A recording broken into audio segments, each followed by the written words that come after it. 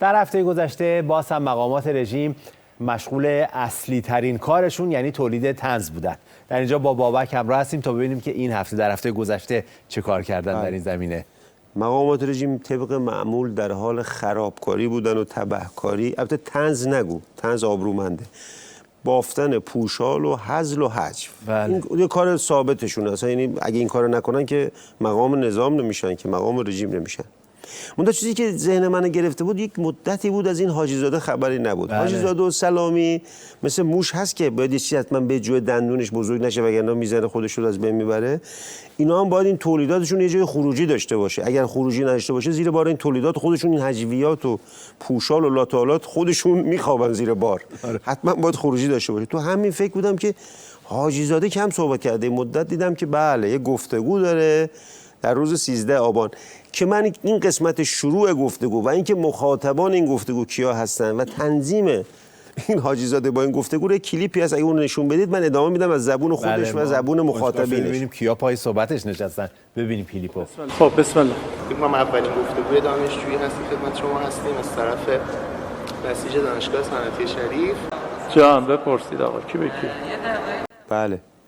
ببین اون که میگه بسم الله کی به کیه بپرسید. اونا هم که خودشون معرفی کردن بسیج یعنی شبیه سازی شده همین حاجی زاده تو سایز کوچیک‌تر. یعنی اینا مثلا حاجی زاده بزرگ شده ایناست. یعنی واقعا کسی جز اینا نمیاد صحبت حاجی زاده رو گوش کنه.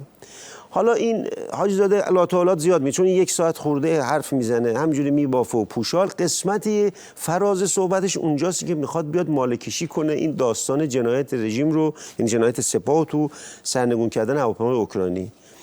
اینا این بسیجی‌های مغز فندقی جمعشون میشه به اندازه فندق هم مغز ندارن، میگن که خب چرا دیر اعلام کردیم؟ پیله میکنن که چرا دیر اعلام کردیم. حالا ببین اون جوابش چیه، از زبان خودش بشنویم که بعد من روش توضیح میدم. خوب از زبان خودش اینو بشنویم. بعد از 2 سال یه توضیح قائل کنن. این دلیل محکمه پسند حاجی زاده که چرا دیر اعلام کردیم و از زبان خودش بشنویم. حالا اتفاق افتاده بگیم اینا چی شدن؟ بالاخره در یک شرایط جنگی بوده، اینا شهیدن. خب شهید شما میخواد یکی اعلام بکنید مگه به این راحتیه؟ باید اینها چیز داشته باشه، یعنی بالاخره اینا ادله داشته باشه، مجوز رئیس جمهور رو بگیری، مجوز حضرت آقا رو بگیری، بنیاد شهید باید بپذیری. ما اگر میگفتیم شهیدن از خودمون بعد نمیپذیرفتن چی میشد؟ یا نمیگفتیم یعنی اینا تصویب شد تو اون جلسه که اینا شهید هستن اینا، ولی خب شهادتشون باید میرفتن کار اداریش انجام. بله. مشکل این بوده که آیا جمع شدن ببینن اینا شهیدن یا نه. یه مثال بزنم، یعنی مثلا یه پاسداری رگبار باز میکنه یکی رو میکشه، همین کار معمول پاسدارا. اول نباید پاسدارا رو بگیرن، نه ببینن طرف تیر خورده زنده است مرده. اول باید خامنه‌ای شهیده یا نه. بله خامنه‌ای، نه اونم نه حاجی زاده، نه خامنه‌ای و رئیس جمهورشون الان رئیسی بیاد با بنیاد شهید 24 ساعت وایسن ببینن که این شهیده یا نه. حالا شهیدم با این مفهوم مبتذل شده شهید که اینا تو ذهن خودشون هست. بله. نه به اون مفهوم حقیقیش. درسته. یعنی اگه کسی حادثه پیش اومد تو رژیم 72 ساعت فقط باید بحث کنن که این شهید اعلام بشه یا نشه. علت تأخیرم این بوده پس. میگه دیگه، میگه علت تأخیر این بوده. ببین این بسیجیایی که جمع شدن به طور واقعی مغز همین حاجی زاده و این بسیجی‌ها رو جمع کنی حساس ترین ترازو رو بیاری باز هیچ عددی رو نشون نمیده چون صفره. حالا همین دلیل اینا رو هم قانع نمیکنه. طرف میگه که خب اگه نمیدونستید خب چرا اومدید دلیل دیگه ای گفتید. حالا ببینید این بسیجیه چطوری به این حاجی زاده قانع نمیشه، چون قرار بود اینا قانع بشن و اصلا با خوشی و خرمی بگذره. منتها دلیل اونقدر بسیجی خرکن هم نیست، بسیجیه صداش در میاد. این سوال بسیجیه هم ببینیم که باز ادامه میدیم. بله.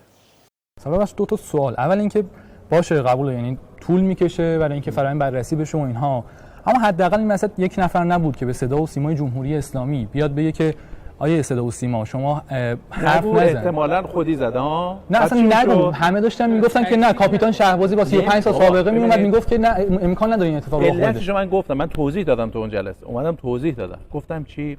گفتم که ببینید اینها بر اساس دانش‌های خودشون عمل کردن. خب باشه چرا حداقل اطلاع رسانی نشده صدا سیما، حداقل شما سکوت کن تا قضیه مشخص بشه. من حالا سیاست اون که با من نبود من نمیدونم، ولی منم مثل شما قضاوت دارم از دور میکنم. ببین اونها دروغ نگفتن. منم بهشون اون روزم تو اون جلسه اومدم گفتم اونها واقعا بر اساس دانش‌های خودشون عمل کردن.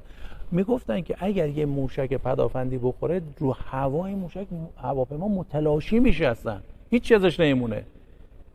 ولی اون نمیدونست که مثلا یه موشک کوچیک با یه سرجنگی کوچیک مثلا یه آثار کم، و این از بدشانسی بود که اینو ساقط کرد. اصلا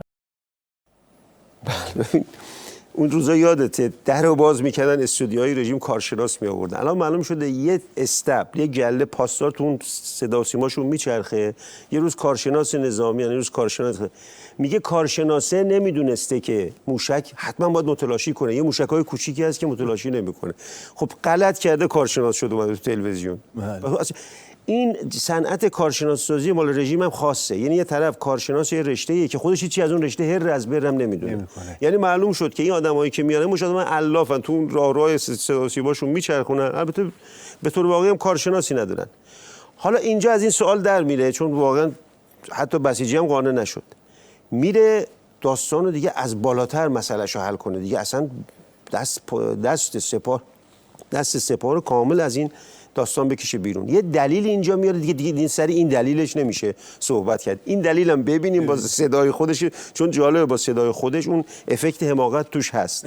دلیل ببینیم بعد ادامه میدیم.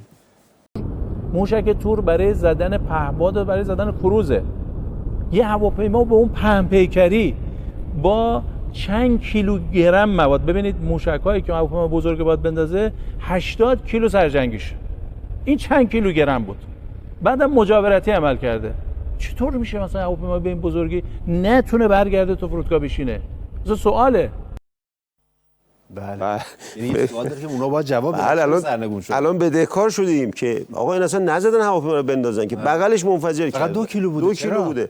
میگه ما که 80 کیلو نزدیم، ما 2 کیلو TNT زدیم. بعد اول انتقاد میکنه به سازنده هواپیما. خب چه هواپیمای سوسولی ساختید با یه دونه 2 کیلو TNT هم رو هوا منفجر میشه؟ مجاورتی. بعد انتقاد میکنه به خلبان. تو چه خلبانی هستی که بغلت موشک میزنن نمیتونی دور بزنی؟ بله. 2 تا هم زدن. من یاد اون داستان میفتم، این اوایل رژیمیا میرفتن مسافرت هیئت دیپلماتیکیشون، میگن که شون کلاش داشت گیت فرودگاه بوق زده بود. بعد رفت بود اعتراض میگن، میگم این فرودگاه شما چقدر حساسه، برای کلاش هم بوق میزنه. بعد اون میگه از این گیت تا حالا تانک جابجا نکردن، همین کلاشو کلت میبرن. حالا میگه بابا تو پدافند رو در همه دنیا درست میکنن بزنه هواپیما رو ساقط کنه، پدافند رو نمیزنن که خلبان هواپیما رو برگردونه. موشک رو شلیک نمیکنن که چک کنن که خلبان بلد هواپیما رو برگردونه یا نه، یا موشک رو نمیزنن چک کنن که بدنه هواپیما قویه یا نه.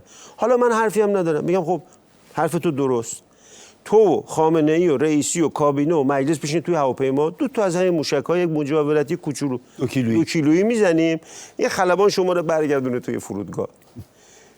این حرفا فقط شستن دست این جنایته. اما یه سوال از خودت دارم، خوبه که حالا ابدار از فضای حاجی زاده بیان بیرون. تو فکر می‌کنی این دفعه شما از من سوال؟ بله شو. جسارت. آماده. فرق حاجی زاده با گاو فکر می‌کنی چی باشه؟ والا گاو که همیشه گفتن فواید خیلی زیادی داره، ولی حاجی زاده همش مضراته. این که عام رژیم، این میزم از همه رژیم‌ها فایدهش بیشتره، بالاخره استفاده میشه. اون که همش زد. این منظورم یک فرق و یک تشابه خاص. به نظرت چی میرسه؟ والا چون وقت کمه بذار من بگم. ببین گاو و آقای حاجی زاده دوتاشون زبوناشون بزرگه. این تشابهشونه. فرقشون اینه که حاجی زاده میتونه صحبت کنه، گاو نمیتونه. من شک ندارم اگر گاو صحبت میکرد از حاجی زاده منطقی تر صحبت میکرد. البته من همیشه وقتی این اراذالاوباش با حیوانات مخلوقات خدا مقایسه میکنم، یک پوزش و معذرت خواهی هم از اون حیوانات نجیب میکنم. موضوع زیاده، فکر کنم وقت ما نرسه، چون حاجی زاده اینا که یک نفس دارن همینا رو تولید میکنن. یه ساعت راجع به این حرفایی که زده حرف زد، ولی همینقدر خیلی تشکر میکنم از که تو برنامه شرکت کردی و همراه با بینندگانمون برنامه رو ادامه میدیم.